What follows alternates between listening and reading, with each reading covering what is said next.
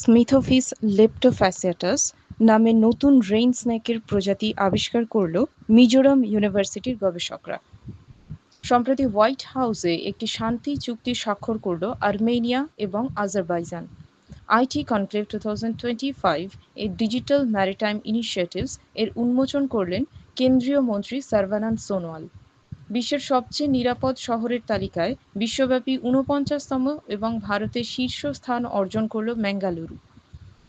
ভারতে প্রথম small finance bank হিসেবে ইউনিভার্সাল ব্যাংক হওয়ার অনুমোদন পেল এইউ স্মল ফিন্যান্স ব্যাংক।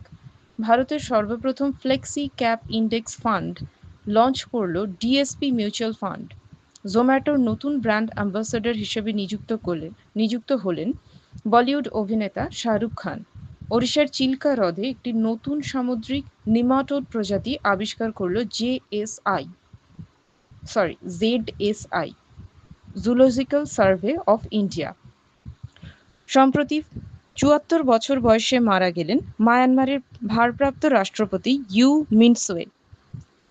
ইন্ডিয়ার ফার্স্ট স্মার্ট ইন্টেলিজেন্ট ভিলেজ হতে চলেছে মহারাষ্ট্রের নাগপুরে জেলায় অবস্থিত সাতনাভরি গ্রাম।